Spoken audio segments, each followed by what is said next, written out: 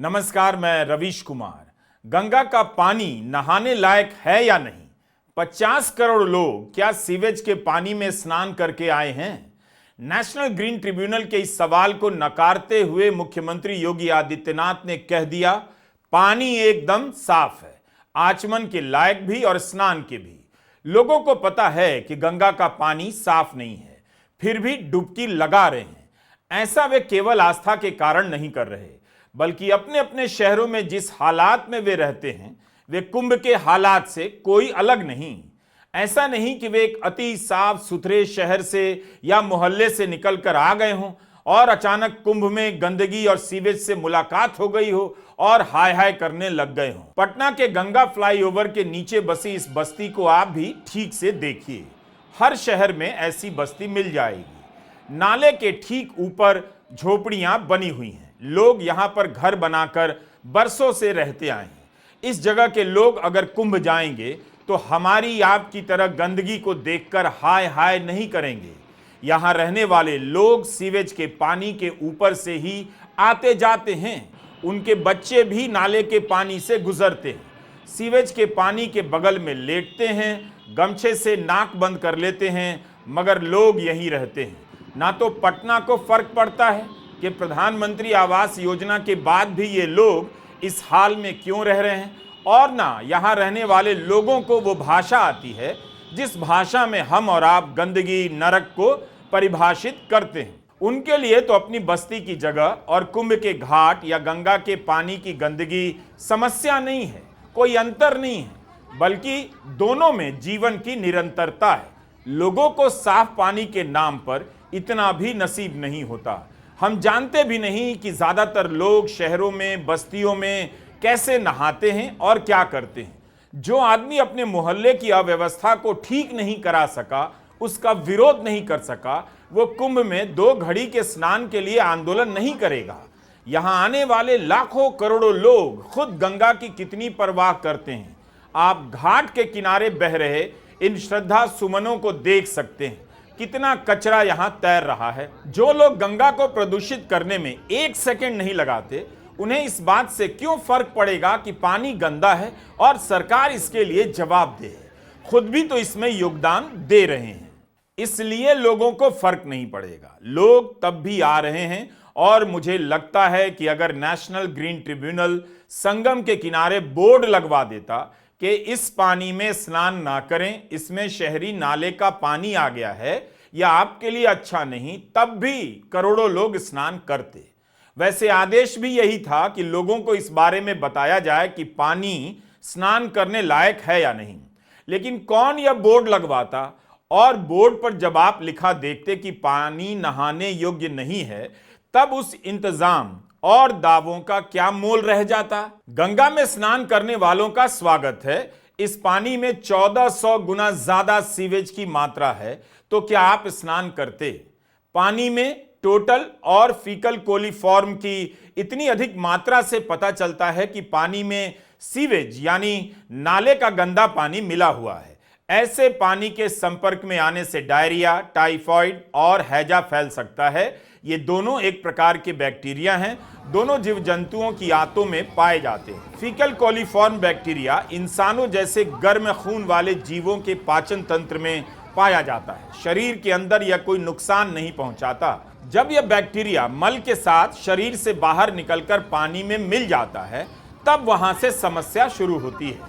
नाले के पानी से बहता हुआ नदी में मिल जाता है, जहां आप स्नान करते हैं। Centre for science and environment की रिपोर्ट के मुताबिक कोलीफॉर्म बैक्टीरिया से संक्रमण की रफ्तार बहुत धीमी होती है, लेकिन यह पानी में मिलकर कई तरह की बीमारियों की वजह बन सकता है। आमतौर पर इस बैक्टीरिया का असर 24 घंटे के अंदर दिखने लगता है। इसमें त्वचा का लाल पड़ना, मुहासे होना और खुजली जैसे लक्षण दिखते हैं। आंख और कान की बीमारी के लक्षण दिखने में 7 दिन का समय लग सकता है, यानी तुरंत पता नहीं चलेगा। कुछ दिन के बाद कुछ बीमारियों का केकड़ा शरीर को धरने लग जाएगा। अगर आप पानी निगल लेते हैं तो हैजा, टाइफाइड और पेचिश का खतरा भी पैदा हो सकता है। सवाल यहां सरकार से है कि गंगा का पानी स्नान योग्य क्यों नहीं है। नमामि गंगे प्रोजेक्ट का क्या हुआ? 10 साल हो गए, हजारों करोड़ रुपए खर्च कर दिए गए, फिर भी गंगा का पानी स्नान योग्य क्यों नहीं है? नमामि गंगे की बात इस वक्त सबसे ज्यादा होनी चाहिए थी, मगर उसकी बात नहीं हो रही। ऐसा क्यों है? 16 फरवरी को नेशनल ग्रीन ट्रिब्यूनल की प्रिंसिपल बेंच ने यूपी प्रदूषण नियंत्रण बोर्ड से कहा कि आपने 50 करोड़ लोगों को सीवेज के पानी में नहाने दिया है। यह हम नहीं, ट्रिब्यूनल की बेंच ने कहा है। 50 करोड़ लोगों को सीवेज के पानी में नहाने दिया गया, इस पर कितनी कम बहस है।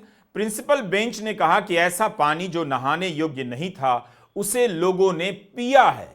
जस्टिस पंकज श्रीवास्तव ने यूपी पीसीबी को इस बात पर भी डांट लगाई कि आपने अभी तक रिपोर्ट नहीं जमा कराई है। बेंच ने कहा कि ऐसा लगता है आप किसी दबाव में हैं। बेंच की तरफ से सवाल किया गया कि मेला शुरू होने से पहले गंगा की सफाई के लिए कोई ठोस कदम क्यों नहीं उठाया गया, जबकि साफ था कि गंगा में नाले का पानी गिर रहा है, बिना ट्रीटमेंट के सीधे जा रहा था। सीपीसीबी की 3 फरवरी की रिपोर्ट का हवाला देते हुए बेंच ने कहा 2 हफ्ते हो गए हैं, लेकिन अभी तक बेंच ने कोई ठोस कदम नहीं उठाए। ये बेहद गंभीर मामला है। तो नेशनल ग्रीन ट्रिब्यूनल ने फिर भी सही सवाल उठाया, सही बात की। अगर पानी में नाले का पानी मिल रहा है और लोग आचमन कर रहे हैं, पी रहे हैं, स्नान कर रहे हैं, तो उनका स्वास्थ्य खराब हो सकता है। क्या यह चिंता सरकार की नहीं होनी चाहिए? क्या सरकार ने प्रयागराज में इसकी सूचना का प्रबंध किया था, जिससे लोगों को पता चले कि गंगा का पानी कितना साफ है? प्रदूषण बोर्ड की ताजा रिपोर्ट क्या कहती है पानी की गुणवत्ता के बारे में? यह रिपोर्ट डाउन टू अर्थ के विवेक मिश्रा की है, जो 15 जनवरी को प्रकाशित हुई। दिसंबर 2024 के एनजीटी के आदेश के अनुसार लोगों को बताया जाना था कि वे जिस पानी में डुबकी लगाने वाले हैं, उसकी गुणवत्ता कैसी है। एनजीटी का आदेश था कि महाकुंभ के दौरान प्रयागराज में गंगा में पर्याप्त पानी होना चाहिए और वह पीने और नहाने योग्य होना चाहिए। 24 घंटे ऑनलाइन डिस्प्ले पर यह जानकारी दी जाए कि पानी में प्रदूषण का स्तर क्या है, लेकिन उत्तर प्रदेश प्रदूषण नियंत्रण बोर्ड की वेबसाइट पर नवंबर 2024 के बाद से गंगा के पानी की क्वालिटी की कोई जानकारी नहीं दी गई है। दैनिक भास्कर ने रिपोर्ट किया है कि केंद्रीय प्रदूषण बोर्ड ने उत्तर प्रदेश प्रदूषण कंट्रोल बोर्ड यूपी पीसीबी को एक पत्र लिखा। यह लिखा कि महाकुंभ में सभी जगह गंगा और यमुना नदी के पानी की क्वालिटी पीने और नहाने के लिए सही नहीं है, फिर भी लोग स्नान कर रहे हैं और स्नान करने वालों की संख्या में कोई कमी नहीं आ रही है। लोग यह पता करने नहीं आए और ना जाने के बाद पता करेंगे कि सीपीसीबी यूपी पीसीबी के मानकों के अनुसार 100 मिलीलीटर पानी में टोटल कॉलीफॉर्म 500 होने चाहिए, लेकिन 19 जनवरी को गंगा के पानी में इसकी मात्रा 7 लाख पाई गई। यमुना में इसकी मात्रा 3,30,000 पाई गई। 12, 13, 14, 15 और 19 जनवरी को पानी की जांच की गई और हर दिन पानी मानक पर फेल हुआ। इतने प्रदूषण से न सिर्फ गंगा में रहने वाले जीव जंतुओं को खतरा है, पर उसमें डुबकी लगाने वालों को भी बीमारी का खतरा हो सकता है। Shringverpur Ghat, Lord Curzon bridge, Shastri bridge, Nagvasuki Mandir, pontoon bridge, संगम, दीहा घाट और पुराने नैनी ब्रिज के पास गंगा और यमुना के संगम के ये आंकड़े थे। एनजीटी ने यूपी प्रदूषण नियंत्रण बोर्ड को दिसंबर में आदेश दिया था कि आप एक्शन टेकन रिपोर्ट जमा कराएंगे, लेकिन ऐसा नहीं किया गया। अब जाकर 18 फरवरी को उत्तर प्रदेश प्रदूषण नियंत्रण बोर्ड ने अपनी रिपोर्ट जमा कराई और सीपीसीबी के आंकड़ों का खंडन करते हुए दावा किया कि संगम का पानी नहाने के लिए ठीक है और फीकल कोलीफॉर्म की मात्रा मानक से कम है। सीपीसीबी की रिपोर्ट को लेकर जब हंगामा मचा तो विधानसभा में मुख्यमंत्री ने 2 टूक कह दिया, गंगा का पानी एकदम साफ है।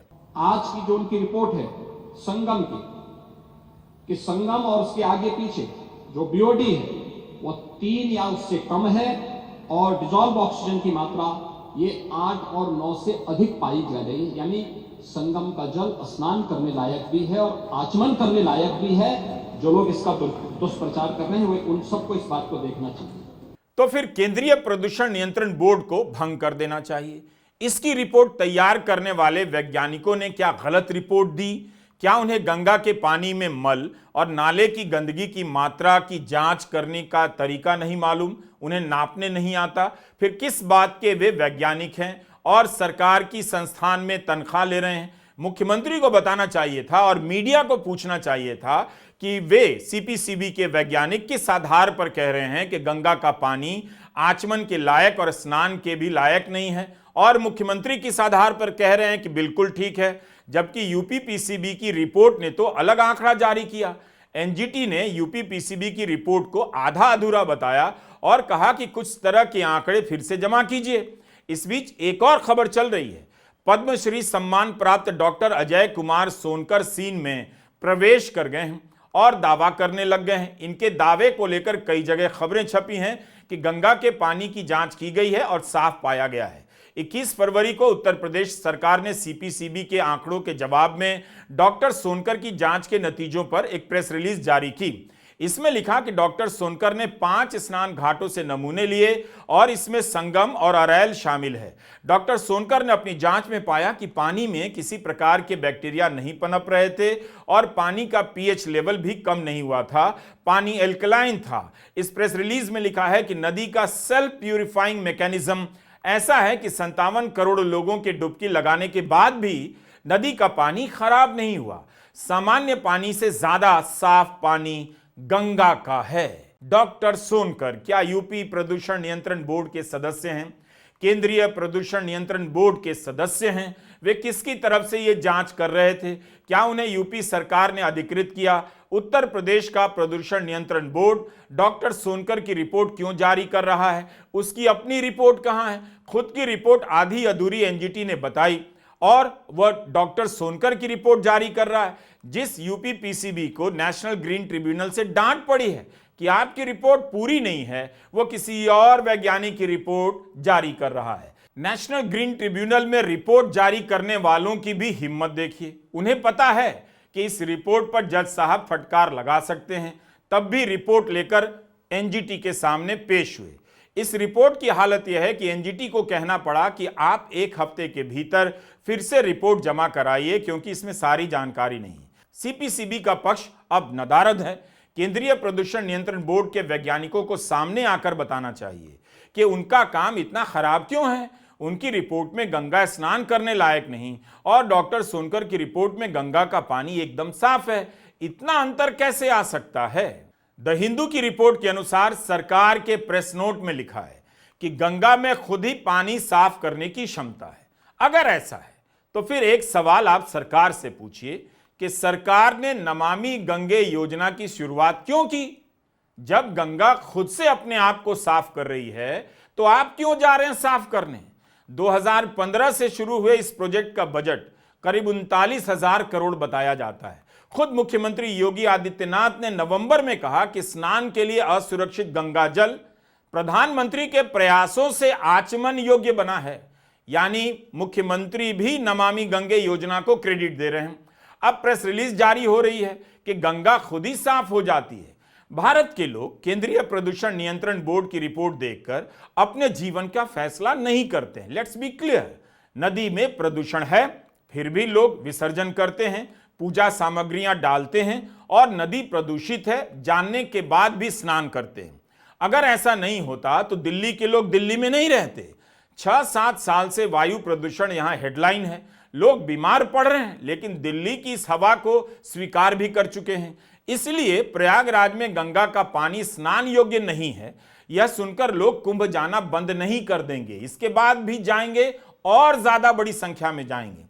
भास्कर की यह रिपोर्ट आपको याद दिलाना चाहती है कि महाकुंभ से 6 महीना पहले एनजीटी ने गंगा यमुना में गिरने वाले सीवेज के गंदे पानी को रोकने के लिए यूपी सरकार से तुरंत एक्शन लेने के लिए कहा।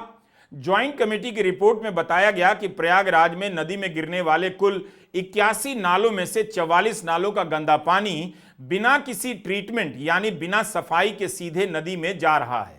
हर दिन करीब 73.80 मिलियन लीटर गंदा पानी बिना ट्रीटमेंट के गंगा में मिल रहा है, जिससे नदी का पानी प्रदूषित हो रहा है और फीकल कोलीफॉर्म बैक्टीरिया बढ़ रहा है। यूपी सरकार का कहना है कि इस समय ट्रीटमेंट यानी सफाई के बाद ही गंगा यमुना में सीवेज वाला पानी गिर रहा है। मीडिया की वफादारी गंगा से कितनी है इसे नापा नहीं जा सकता। जिस मीडिया को जनता के पैसे से करोड़ों रुपए के विज्ञापन मिलते हैं, सैकड़ों करोड़ रुपए के, उसके रिपोर्टरों ने गंगा की कितनी चिंता की, इसका हिसाब आप कुंभ पर किए गए उनके तमाम कार्यक्रमों से ले सकते हैं। देख लीजिए जाकर, और देख सकते हैं कि गोदी चैनलों पर कितनी रिपोर्ट उन नालों को लेकर चली है जो सीधे, जिनका पानी सीधे गंगा में गिरता है। मीडिया को उन नालों की जांच करनी चाहिए थी, जाकर देखना चाहिए था। अगर पानी ट्रीटमेंट के बाद गिर रहा था तो लोगों में भरोसा पैदा करने के लिए दिखाना चाहिए था कि कुंभ के दौरान 44 नालों से गंदा पानी गंगा में नहीं गिर रहा है। क्या यह इतना मुश्किल काम था? यूपी प्रदूषण बोर्ड के चेयरमैन रविंद्र प्रताप सिंह ने कहा है कि इस बार 81 नालों को बंद कर दिया गया है। हर दिन 261 मिलियन लीटर पानी साफ किया जा रहा है। जनवरी और फरवरी में फीकल कॉलीफॉर्म का स्तर जितना होना चाहिए था उतना ही रहा है, लेकिन 22 फरवरी को मीडिया में कई जगह एक और खबर छपी है। नेशनल ग्रीन ट्रिब्यूनल ने प्रयागराज मेला प्रशासन और यूपी प्रदूषण नियंत्रण बोर्ड को नोटिस जारी किया है और जवाब मांगा है। इस मामले में एक याचिकाकर्ता का कहना है कि सफाई और शौच की कमी के कारण लाखों लोग खुले में शौच कर रहे हैं और नदी को प्रदूषित कर रहे हैं। ऐसा क्यों है? सरकार की तरफ से 1.5 लाख बायो टॉयलेट बनाने का दावा किया गया है, लेकिन याचिकाकर्ता का कहना है कि यह कम पड़ रहा है। 17 फरवरी को मेला प्रबंधन के अधिकारी ने बयान दिया है कि इन 1.5 लाख शौचालयों के पानी को रोजाना ट्रीट किया जाता है ताकि नदी में प्रदूषण न हो। 57 करोड़ लोगों ने अगर डुबकी लगाई है तो क्या 1.5 लाख बायो टॉयलेट पर्याप्त माना जा सकता है? यूपी सरकार ने इस कुंभ को प्लास्टिक फ्री और कचरा फ्री कुंभ घोषित किया है, लेकिन तब भी लोग जो यहां आ रहे हैं बड़े पैमाने पर प्लास्टिक लेकर आ रहे हैं। यूपी के मंत्री हैं स्वतंत्र देव सिंह, उन्होंने बयान दे दिया कि बिसलरी के पानी के जैसा स्वच्छ है। अभी तक पानी की स्वच्छता और पवित्रता का अंतिम पैमाना गंगा को माना जाता था। गंगा की कसम खाई जाती थी पानी के अमृत होने को लेकर। अब गंगा का पानी स्वच्छ है, इसकी उपमा बिसलेरी से दी जा रही है, वह भी यूपी सरकार के मंत्री दे रहे हैं। अफसोस तो होता है कि हम गंगा के पानी को साफ नहीं कर सके। उसके प्रति असीम आदर रखने के बाद भी उसकी धारा में कुछ भी प्रवाहित करने से पहले सोचते तक नहीं कि गंगा का नुकसान हो जाएगा।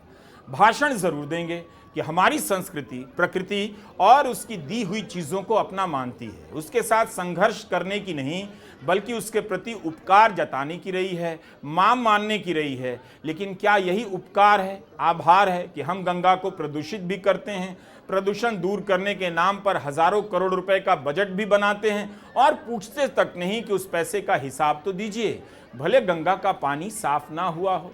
भारत की आबादी 140 करोड़ से अधिक है। यूपी सरकार का दावा है कि 57 करोड़ लोग डुबकी लगा चुके हैं। सरकार ने कैसे गिना या कितनी बार पूछा जाए, लेकिन करीब आधी आबादी प्रयागराज आकर चली गई और उन सभी को गिन लिया गया। एआई के ज़माने में लोगों को यह बात हैरान करेगी कि 56-57 करोड़ की गिनती में एआई का कोई प्रयोग नहीं हुआ। अगर हुआ है तो यूपी सरकार ही बता सकती है कि उसने ये संख्या चैट जीपीटी से निकाली या परप्लेक्सिटी से। उसके पास कोई और भी तरीका है जिससे यह संख्या का पता लगाया गया। कुंभ का आयोजन आसान तो नहीं रहा होगा, लेकिन जो दावे किए गए वो खरे नहीं उतरे। मुख्यमंत्री योगी आदित्यनाथ इसे अनर्गल प्रलाप कहते हैं। मीडिया की हेडलाइन में कितनी बार गर्जना होती रहेगी कि ट्रैफिक जाम है, लेकिन उस जाम को देखकर कुंभ जाने वालों का काफिला रुक नहीं गया। अब यही समझने की बात है कि लोगों ने इसकी परवाह क्यों नहीं की।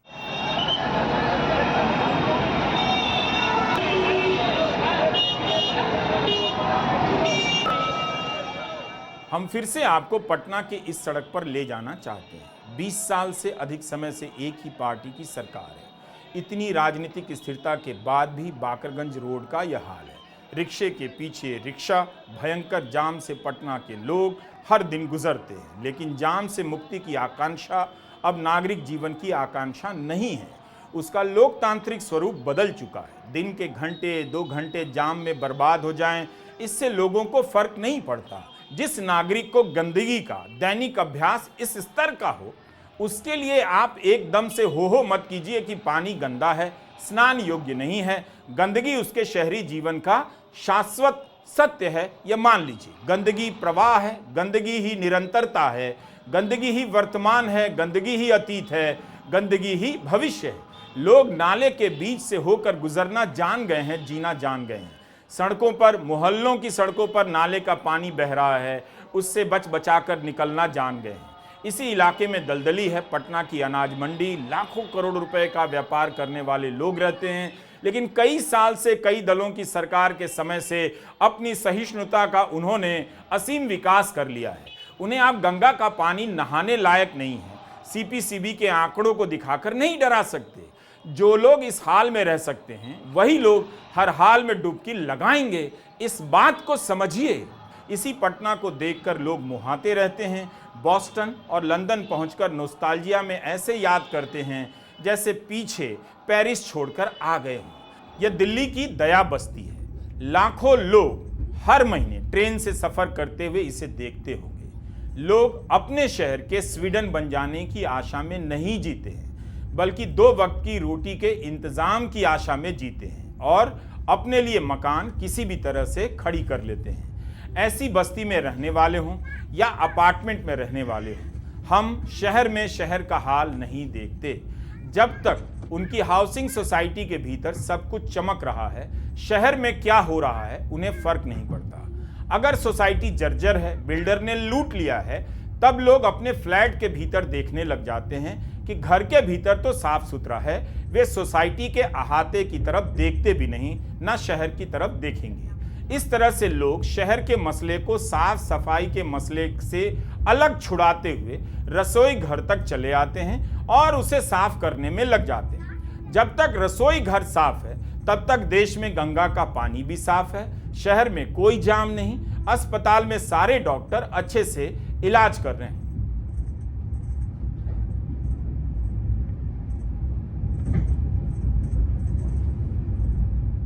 इसलिए मैंने कहा कि गंगा का पानी स्नान और आचमन के योग्य नहीं है, इससे लोगों को फर्क नहीं पड़ता।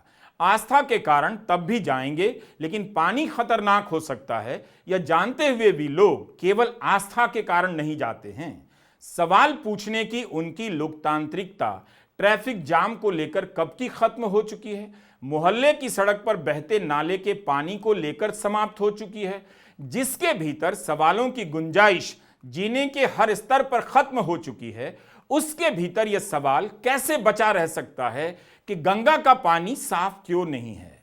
Do you get my point? नमस्कार, मैं रवीश कुमार।